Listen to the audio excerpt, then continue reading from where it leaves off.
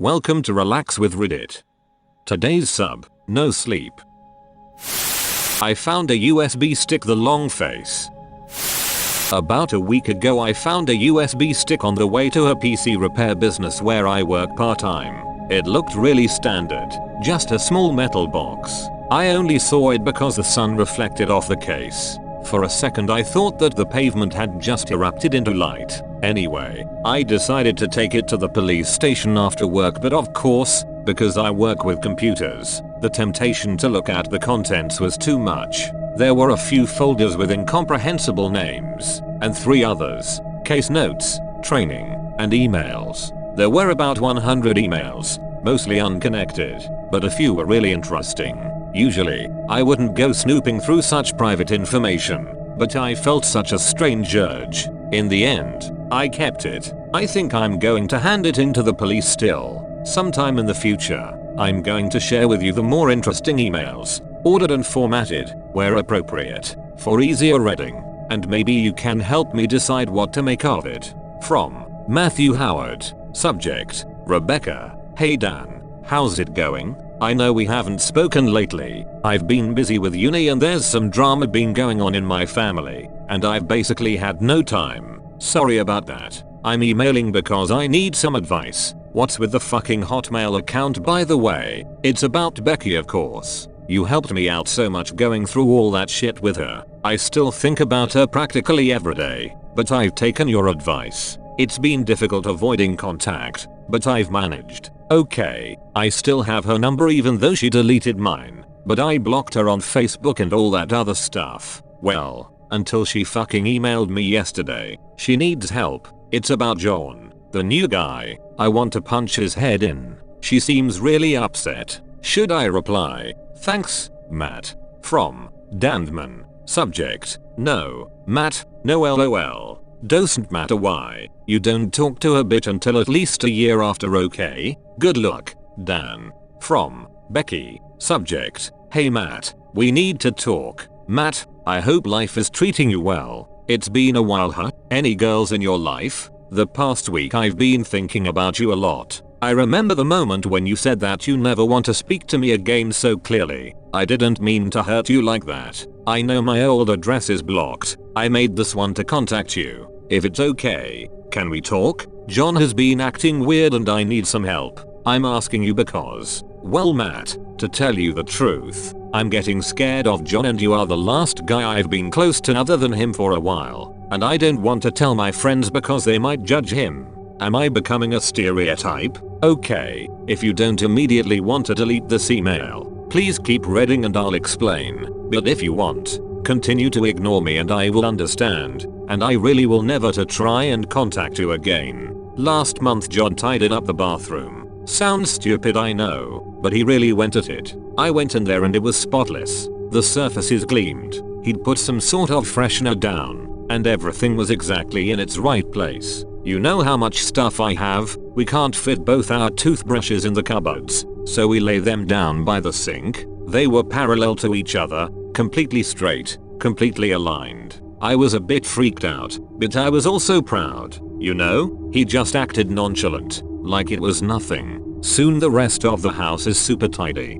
All the books are ordered alphabetically, everything put away, the magazines on the coffee table stacked up in a square. I'm a bit weirded out, and I ask him what's up. He says that it doesn't matter. Why would he be doing so much for me? My first thought was that he was cheating on me. I have his Facebook password, so I checked, and nothing. His phone? Nothing. At the time, I was still suspicious, but not anymore. A week and a bit ago, I go into the kitchen, and he's rooting through the cutlery drawer. He's picking up pieces of cutlery, examining them, and laying some on the counter and putting some back in the drawer. The ones on the counter are perfectly aligned. I asked him what the fuck he was doing, and he responded with, "We don't need all this cutlery, Becky. I'm going to throw these out." I said, "John, I know that's bullshit," and he got really angry, really defensive, so I left. Last night I woke up at about 1, and John wasn't in bed. I heard him rummaging around downstairs. I snuck to the top of the stairs. Remember the coat hanger in the hall? We put a small bookcase next to it, and he was rifling through the books, taking some out. He was speaking to himself, whispering numbers and equations. I said, John, and he looked up. I said, what are you doing? He said, honey, there are 75 books on this bookcase. That's 3 times 25, which is 5 times 5. It likes 5s. I was shocked and said, what likes 5s? He said, the long face, and then started sorting books again, ignoring me. I guess his behavior over the past month got to me and I snapped. I ran downstairs, shouted at him and tried to put some of the books back on the bookcase. He grabbed at me, Matt. He fucking grabbed at me. I couldn't move, he was so strong. He pulled his free hand back, and I thought he was going to hit me. He said very carefully, very slowly, this bookcase needs 49 books 7 times 7. It doesn't like 7s. It likes 5. Okay, I'm going to have to train you up. I was so scared. I ran out of the house. Whoa, that was longer than I thought. I'm staying at Alex's right now. Can you come over? Even if you can't help sort this out, talking would be great. Hope to see you soon. Becky. From Matthew Howard. Subject: I don't care. I'm gonna do it. Dan. I've thought it through, and I'm gonna talk to her. I don't care what you think. Matt. From Matthew Howard. Subject: holy shit, it's worse than I thought. Dan. Sorry about being a dick in that last email, Dan, but I think I still love her. But listen, shit has really hit the fan, and at this point I just need someone to tell. I went round to Alex's. Becky is staying there, and as soon as I knock on the door she flies out and gives me the strongest hug I have ever felt. Her face was so red, I think she'd been crying non-stop since she left her house. Shit, I forgot you didn't know. John was being weird and she felt she had to leave. So, I comforted her, and got her some hot chocolate. Alex had fucked off somewhere. She probably didn't want to deal with Becky. Once she had calmed down enough, she asked if I would escort her back to her house and maybe confront John. I was looking forward to that, let me tell you. When we got to her house she told me I should go in first. On the doorstep were 7 neat piles of books. I slowly pushed the door open, and called out to John. There was no answer. Becky had told me before that the house was tidy, but walking in there freaked me out a little. It was like the house had no inhabitants. Had never had inhabitants. We searched around, and I kept calling for John, but he didn't respond. Every room was so fucking tidy and put together. We were both on the edge of saying, let's just go. And then I checked the bathroom. There was a trail of blood leading from the sink to the bath. In the bath was John. He was so pale, his arm slit from palm to elbow. I almost threw up and tried to stop Becky from coming in, but she did, and then she threw up. We called the police obviously, but while we were waiting I noticed something. John was holding a small book. It looked like a diary. You know those moleskin things? One of those. And I took it. I don't know why. Becky didn't notice. She was pretty shaken up. Still is, of course. What should I do with this thing? I can't give it to now. Actually, when are you in town? I'd love to speak in person. Matt. From Dandman. Subject: meeting up. Matt, well that's fucked up. I hope you're okay, man. Listen, I am still away for like a month. 2 at the most. Don't do anything stupid, okay? I hate not talking in person. I am so bad at it. You'll be alright. Dan. From Matthew Howard. Subject: the diary. Dan. I read the fucking diary. I guess it was written by John, and it explains his behavior. It's not really a diary, more an encyclopedia I guess. Apparently John believed in this entity called the Long Face. It doesn't really explain what it is, but lists loads of rules for dealing with this thing. It likes multiples of 5s and will seek them out. It hates 7s, stuff like that. Pile things in this arrangement, etc. What a freak. Matt. From Matthew Howard. Subject: I guess freakishness is contagious. Dan. The weirdest thing happened to me today. I was getting rid of some old DVDs. Holy shit, remember For Lions? Such a good movie. And I noticed there were 5 DVDs on one of the shelves in front of me. It made me think of The Long Face. I laughed at myself, but as I went to put the DVD I was holding into the bag, I saw a face. On the bag I mean. The 2 clips looked like eyes, and the opening looked like the mouth. Yeah, laugh if you must. I got 2 DVDs out of the bag and put them on the shelf. The face was gone after that. I probably knocked the bag into a different position. Becky is doing fine now. She wants to move out of her old house, but the contract lasts until September, so she is going to try and find some replacement tenants. I know it's very soon, but I think I'm going to ask her out again. We should get back together. What do you think, Matt? From Matthew Howard. Subject: I think I'm losing my mind.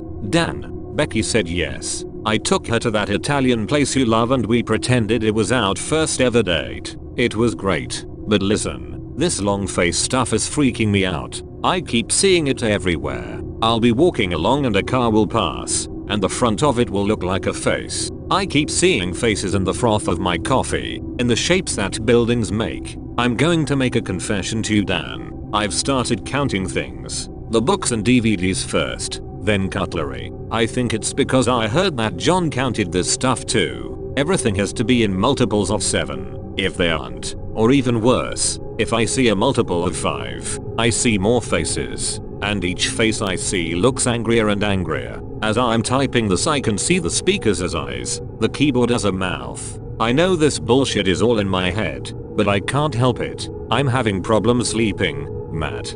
From Matthew Howard. Subject: It's getting worse. Dan, you know that drawer that everyone has? Filled with all the shit in your house that doesn't have anywhere else to be? Well, it's been driving me crazy. I can't know if it's safe if I don't tidy it up. Matt. From Matthew Howard. Subject: Becky. Hey Dan. Becky caught me putting all the screwdrivers from the drawer in size order. She left. Dan. She left. Matt. From Matthew Howard. Subject: Why aren't you replying? Hey Dan. I was walking to work today. I saw a car face and I was so scared. It was coming towards me and it looked like it wanted blood. I thought it was going to swerve and hit me, and that would be that. I figured out how to stop it though. It was red, so I started counting all the red cars. When I'm counting, it seems to get confused. As I was walking into work, I was at 20. I pretended I had counted one more, but it knew. Tomorrow I'm going to do blue. Matt. From Matthew Howard. Subject: I just want this to stop. From Matthew Howard. Why did I read the book? People need to be trained to repel the long face. They need to know. But why me? From Matthew Howard. I counted the pages in the diary 125. 5 times 5 times 5. Maybe the long face wants us to read it. What if I miscounted 126 as a multiple of 7? I'll do it again. From Matthew Howard. Subject: We had a good one. Dan. I'm going to burn the book, Matt. If no one can read about this, maybe whatever fucking evil it is will just dissipate. Hopefully my emails haven't been enough to trigger it for you. Don't come over, Dan. We are no longer friends. Matt. From Dan the Man. Subject: I'm coming over. Matt, I'm back in a week. I'm coming over. Why the fuck haven't you answered your phone? Dan. And that's it. There are no more emails by Dan, Matt or Becky. I've thought about it for a while, and I reckon something happened to Matt. I don't know whether he succeeded in burning that journal, or what might have happened to it if he didn't, but something must have got him. I keep thinking about that last email. Why wouldn't he answer the phone? Edit. I tried to contact these people. It was a bad idea. Removed for your safety. Has anything like this ever happened to you? Comment your creepy stories below. Thank you for relaxing with Reddit. Please like and subscribe. Until next time.